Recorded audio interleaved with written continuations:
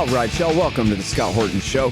I'm the director of the Libertarian Institute, editorial director of antiwar.com, author of the book Fool's Errand, Time to End the War in Afghanistan, and the brand new Enough Already, Time to End the War on Terrorism. And I've recorded more than 5,500 interviews since 2003, almost all on foreign policy, and all available for you at scotthorton.org. You can sign up for the podcast feed there, and the full interview archive is also available at youtube.com/Scott Horton Show. Okay, guys, on the line, I've got the great Hunter DeRensis. He's my guy, editor of the Libertarian Institute, and also regular writer at the American Conservative magazine as well. And he's also Dan McKnight's guy at bringourtroopshome.us. And as you may already know, that's pretty sure quantifiably the most important project in America right now, more important even than antiwar.com. Bringourtroopshome.us, combat veterans of the 21st century terror wars who are determined to roll back the American empire from the bottom up through nullification and interposition under the U.S. Constitution. So very happy to have you on the show again. Welcome back, Hunter. How are you? Hey, Scott. Really happy to be here and really happy to be everybody's guy. Yeah, absolutely, man. You're doing great work. Sorry I can't afford to pay you more. But happy to have you on to talk about this most important project. It's a new year and a new legislative season in a lot of places anyway. And I know in Texas they're going back this year, right? We're only every 2 years here. So there's 50 states, and you guys have this Defend the Guard legislation being introduced in some large number of them. So first of all, tell us about the Defend the Guard legislation. What's the big deal and all of that? And then let's get into some places where we're making real progress here. So Defend the Guard is a state-based bill which, if passed by state legislature, would prohibit the deployment of that state's National Guard into active combat without a formal declaration of war by Congress, which is required by Article 1, Section 8 of the Constitution. So really what it is, it's a mechanism by which state governments can obligate the federal government to follow what is already federal law. So it's taking the position that, from what we can see, there's really nothing getting done on Capitol Hill. We don't particularly have hope that all of a sudden over 50 members of the Senate or a majority of the House of Representatives are suddenly going to realize that you and I, Scott, are right about everything. So instead, we're taking it to the grassroots. We're going through state houses, state representatives, state senators, people who you went to school with, people who you might see in the grocery store, people who are more connected to their constituents. And we're telling them that you have not only the power, but the civic duty to intervene on behalf of your constituents and the soldiers that you represent and make sure that they're not sent into any wars that aren't at a minimum debated and voted on by their representatives. And we give full credit for the start of this movement to Pat McGeehan, a fantastic delegate in the West Virginia House of Delegates, who first introduced this version of the bill in 2015. We, as an organization, adopted it starting in 2020, and we've done great things with it in just a couple years. As of right now, we've had it formally introduced where we can present you a bill and a bill number in 20 state houses across the country, in representing every single region. And this year, we're adding on states like Pennsylvania, North Carolina, Georgia, Montana. And we're hoping by the end of this legislative session that we'll have it formally introduced in over 30 states. We are putting the work in and we are getting those victories. I mean, we're only, less than 2 weeks into the new year, and we've already had it formally introduced in New Hampshire, Texas, Missouri, Arizona, Maine, Oklahoma.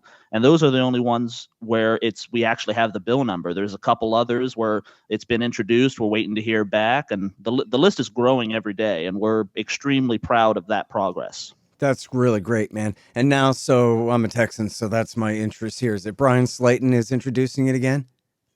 Correct. Uh-huh. The great Brian Slayton has reintroduced it, and we're really hopeful of where the bill goes. Great. Yeah, he's a good guy. And now if I remember last time correctly, he was able to get it out of committee, but it ended up getting all screwed up by the time the House leadership got a hold of it. Is that right?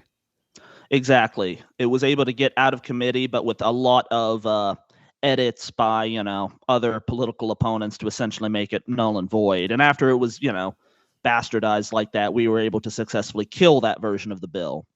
So we were at least happy with that. But yeah, Brian is a great guy, a great representative. And also, I can say that the Republican Liberty Caucus or Coalition, forgive me, the RLC of Texas has already said that they're going to make Defend the Guard one of their legislative priorities this session. So we'll be getting a lot of great help.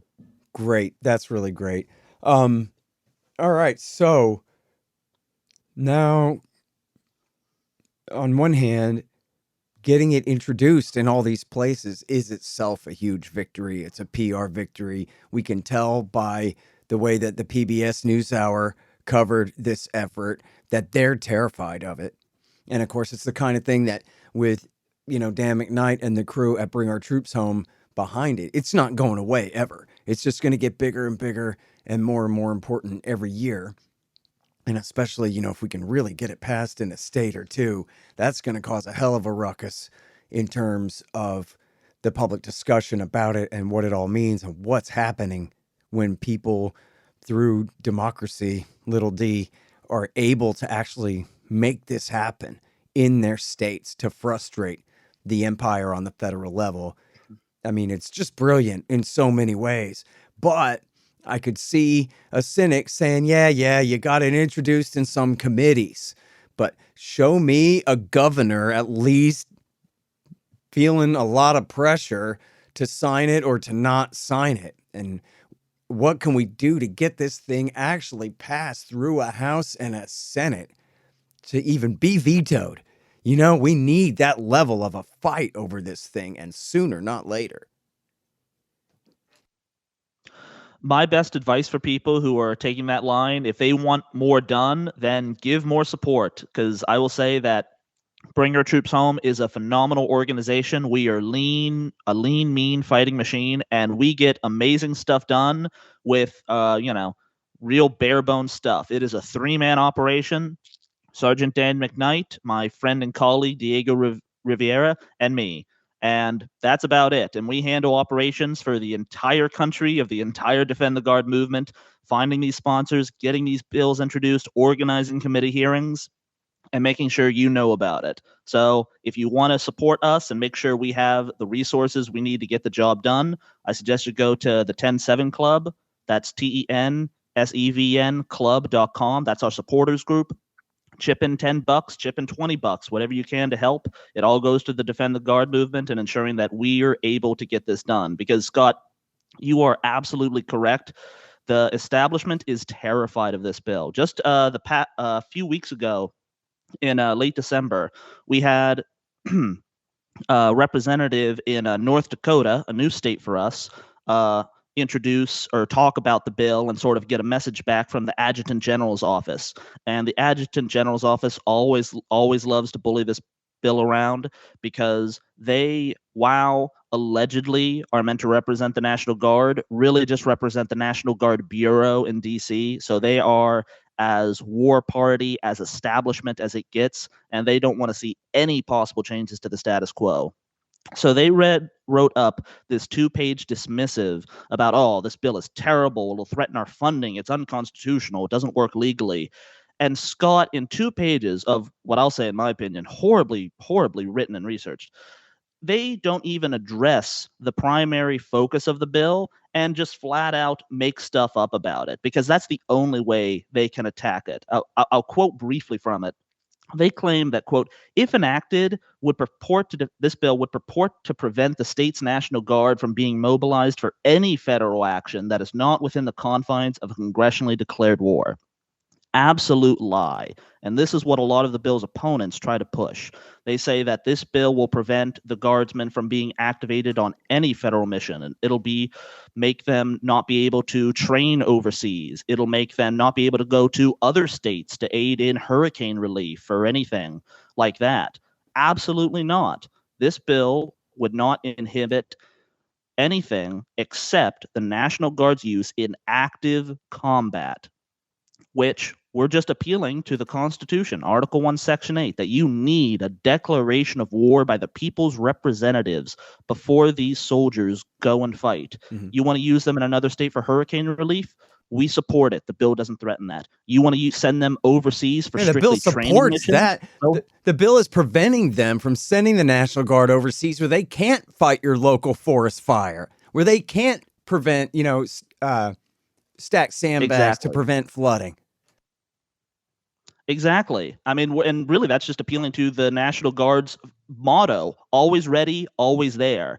The National Guard isn't ready to fight forest fires in California or tornadoes in Kentucky or hurricanes in Florida when they are overseas occupying and fighting these endless unconstitutional wars in the Middle East, Africa, and elsewhere. Yeah, and look, not just in the abstract, but we remember from when Katrina drowned, more than 1,000 people drowned there, and the Louisiana National Guard was 5,000 miles away. The same thing happened with the forest fires in Oregon. And, I should have a whole list memorized because I know that there's a bunch of these where you have a real crisis in the state. The river is over its banks and the Guard is gone because George W. Bush has them off killing somebody somewhere. Barack Obama. Absolutely. And all this bill will do is make sure that they are home and not doing that. All we're asking is that Congress do its job and vote before our soldiers are sent to either shoot people or be shot at. That's it. And they have to make up all of this ridiculous stuff about the bill and say it'll threaten funding. And if the president can't use our Guard at his own discretion to invade any country in the world, well, what if he doesn't give us money, Scott?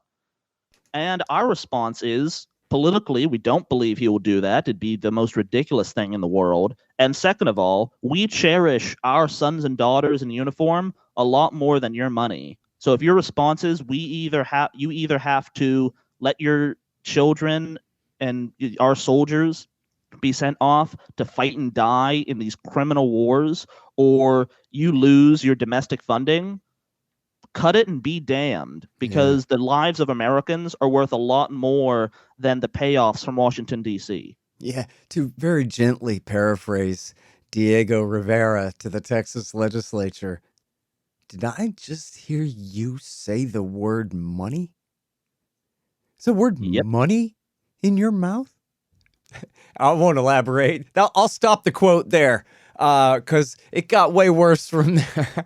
That was a hell of a lot of fun. I think people can watch the rerun. Testimony before the Texas. I will finish it because what he said was, and he was quite angry, but what he said was, to finish that thought, was, my friend is in a box. My friends are in boxes. They're dead. And you're talking about money?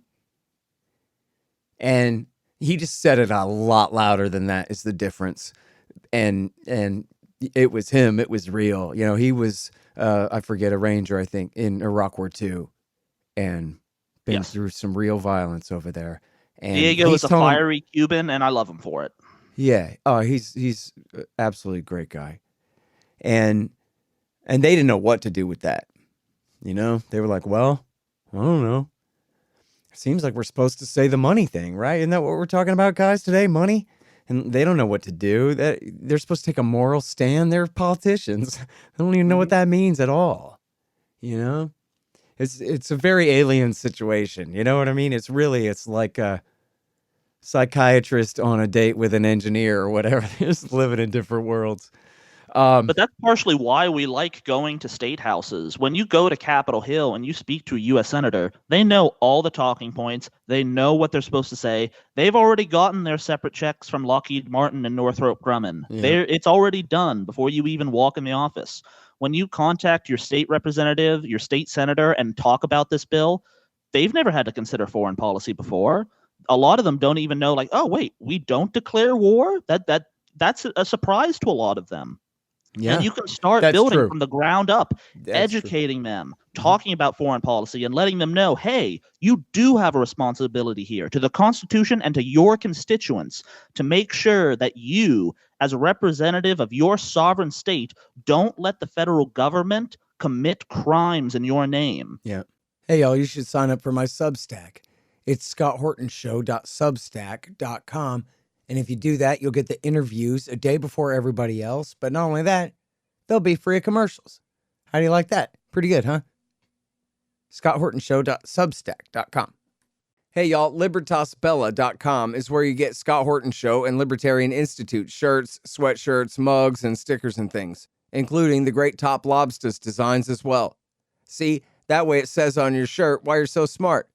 Libertas Bella, from the same great folks who bring you ammo.com for all your ammunition needs, too.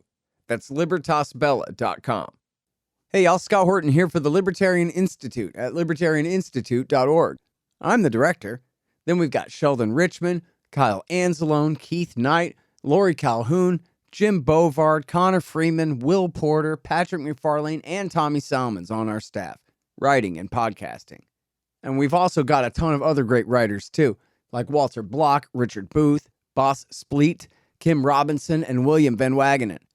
We've published 8 books so far, including my latest, Hotter Than the Sun, Time to Abolish Nuclear Weapons, and Keith Knight's new Voluntarist Handbook. And we've got quite a few more great ones coming soon. Check out libertarianinstitute.org/books. It's a whole new era. We libertarians don't have the power, but we do have enough influence to try to lead the left and the right to make things right. Join us at libertarianinstitute.org. And it's all the social psychology of the thing. You know, I went to, and I testified too at the Texas legislature thing, and they hated me, but man, and they hated Diego because he went off on them, but they loved Dan McKnight, and they loved Brian Sharp, who's the guy that we brought with us and who was a West Point graduate, I think a captain or a lieutenant colonel. And so, and they couldn't believe it. It was like I brought a movie star to come and testify. And they were like, wow, you went to West Point? Yeah. And you know, the West Point, like on TV? Yeah, I did. And they're like, wow, so go ahead, tell us the thing you want us to think then. And boy, they were listening to him. And, you know, I'm not saying, well, in fact, he did win the day, right? Like, they did get it out of that committee. Although they messed with it a bit. But, you know, that was the difference made there. Him and McKnight, too, are both impressive characters for real. And you know, Jeff Lyons, and there were others there, too, that made a great case. But the deal is, to what you were saying, the Republicans and the Democrats on that committee, they didn't really know anything about the wars. Just kind of TV buzz. Yeah, they know we were in Iraq and whatever. Maybe they know someone who was in the war, but they don't know anything really about it. And they think that what they're supposed to think is that the wars weren't that bad. Like, whatever they were, you know, everyone involved with them are all heroic, and essentially it's still like, we had to do that or we wouldn't have done it, essentially. They were clearly not all under the impression that, no, it is really totally okay, and not just okay, but really necessary for them to understand and internalize that, no, these wars were really bad and really wrong. And listening to someone like me is not going to do it. Listen to someone like Dan McKnight, who's been there, and Jeff Lyons, who's been there, and Brian Sharp. I'm not sure if he was in the war or not, but he was an officer, right? To have these men say, no, look, I mean, essentially that's what it is. Look, we're all against these things now. We all collectively regret Iraq War II, Afghanistan, all this. Should have never done it. We all know that. And that's premise one. That's why we're doing this, is to stop this from happening again. And they need that to come from veterans. And so now I got a question to form this rant in the phrase of, which is, you talked about your staff at Bring Our Troops Home being just you and Diego and Dan. But what about the membership and growing this organization? How many people do you already have, and how many more people do you need? You know, I know something like 3 to 4 or 5 million people. I knew this just a week ago. Is it 3 or 5 million that went to Iraq and Afghanistan and back as American soldiers and Marines?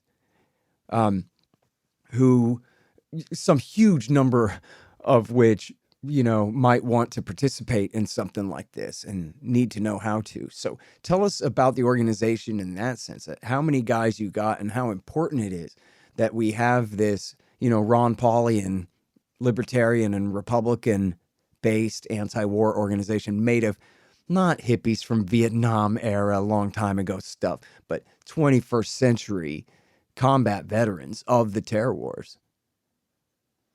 Well, I would start by saying if anyone does want to get involved, I encourage them to go to either bringourtroopshome.us or defendtheguard.us. Sign up, give us your information, get on our newsletter, find out when these hearings are happening, let us know if you'd like to testify in your own state. If you're a veteran, even better, and we'll keep that going. But Scott, to your point, we are making a lot of great inroads in the veteran community. And I bring this up as often as possible because it's really not talked about nearly enough. The mainstream media tries to pigeonhole veterans into this corner of, oh, they must be the most pro-war. They must love, getting to go off and do this. I mean, just look at the people in D.C. You got Tom Cotton, you got Dan Crenshaw. They're veterans. Don't they speak for everybody? No. At the end of the day, they only speak for Raytheon's bottom line. Because consistently, year after year, every single time the question is asked, veterans of America's Middle East wars favor military withdrawals from these countries at a higher rate than the civilian population.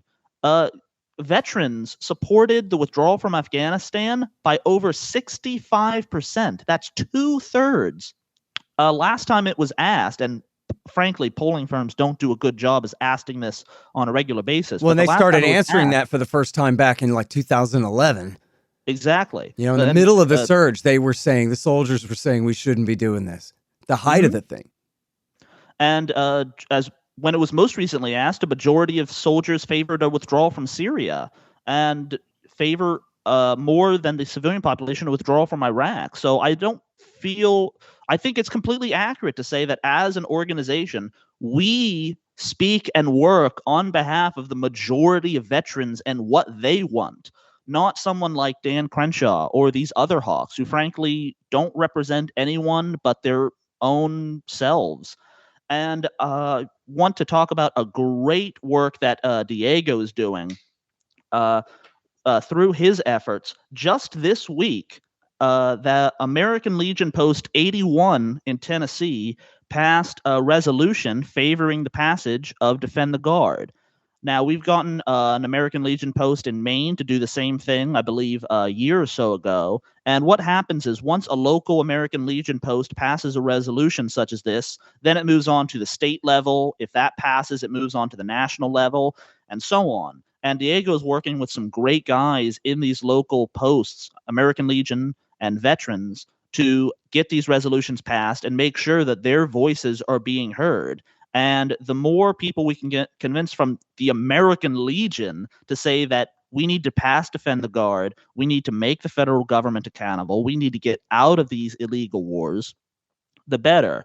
And we're incredibly proud to be working on that kind of initiative and extremely proud of American Legion Post 81 for taking that initiative and passing that resolution and getting to work with them. And we're really excited where that goes. I can't reveal anything yet, but I know Diego's already in conversations with other American Legion posts in other states.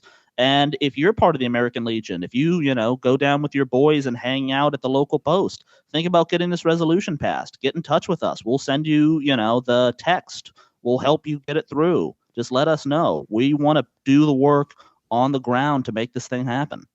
And look, I just know it's a funny thing being a radio show. It's a kind of one-way communication. People are overhearing a discussion between you and me kind of thing, but and it's not live radio taking calls anymore like the old days.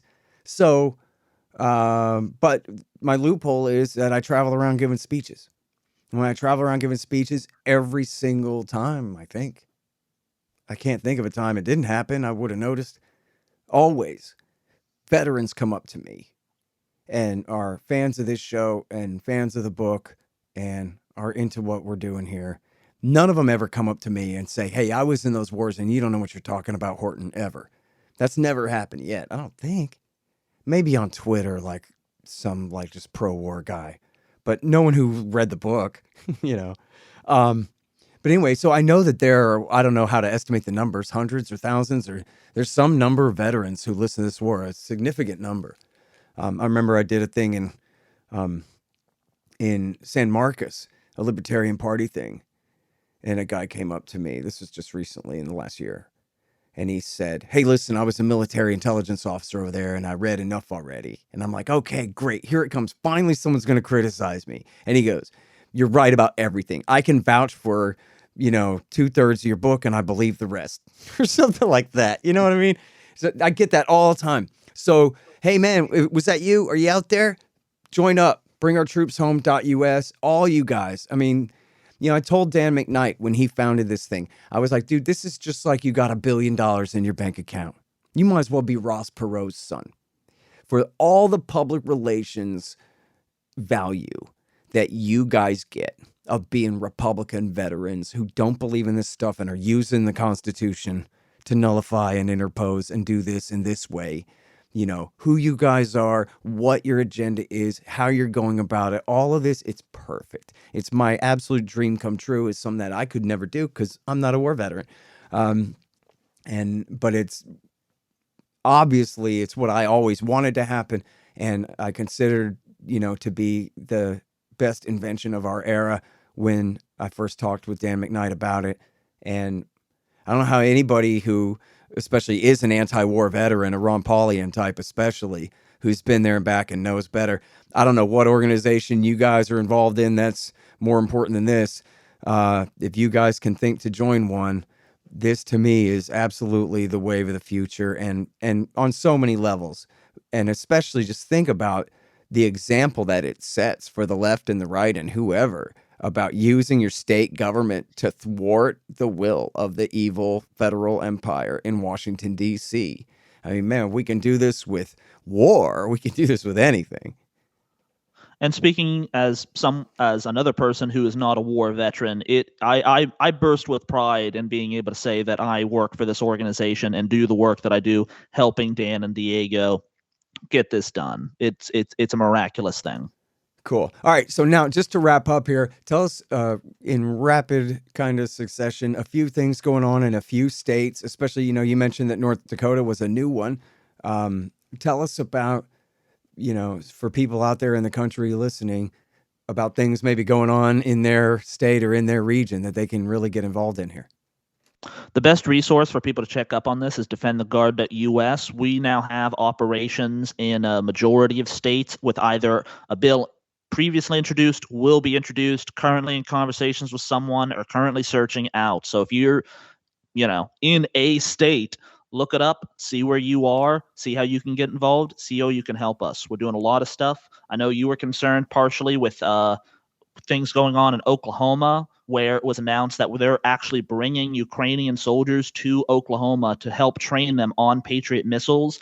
Our bill sponsor in Oklahoma, the great State Senator Nathan Dahm, the most pro-liberty member of the entire legislature, has been very firm in speaking out about this, and we're looking to be more involved in that conversation.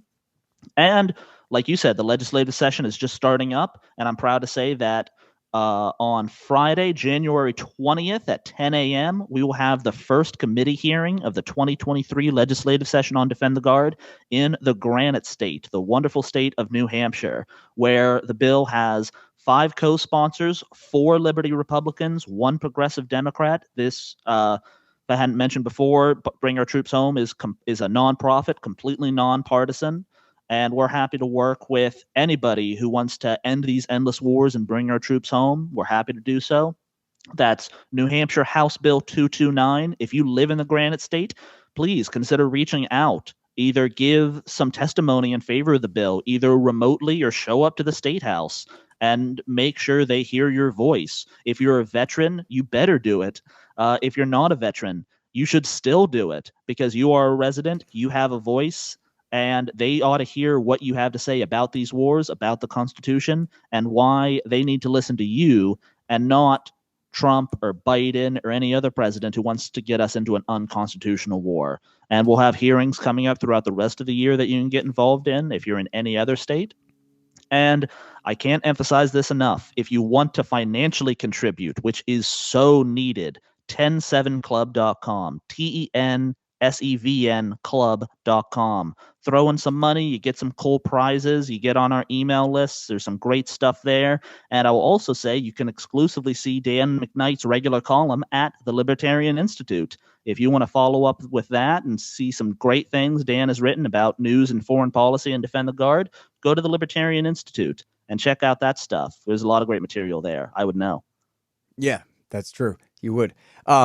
Okay, and listen, I mean, it's funny. I kind of am only now getting my head around how huge this is. 30 out of 50 states. That's the Just goal. to start the season, we could get that number up, and we could get this thing passed at least through a house or two. You know, like, we got to. This is already huge with the potential to be the most important thing going on, you know, and something forced by the people from the bottom up into the spotlight of attention and into controversy against the will of the TV, you know, and the establishment. You know, again, back to that news hour. Everybody look up that news hour episode where they talked about Defend the Guard. Man, they're worried. The news anchor lady is like, geez, General, what are we going to do? Yeah. They can see the potential in this. So all you anti-war vets, here's something that you can do. And all you anti-war everybody's, here's something you can do. Defendtheguard.us, bringourtroopshome.us. Thank you very much, Hunter, for your time. Thank you so much, Scott. Happy to be here. The Scott Horton Show, Anti-War Radio, can be heard on KPFK 90.7 FM in LA, APSradio.com, antiwar.com, scotthorton.org, and libertarianinstitute.org.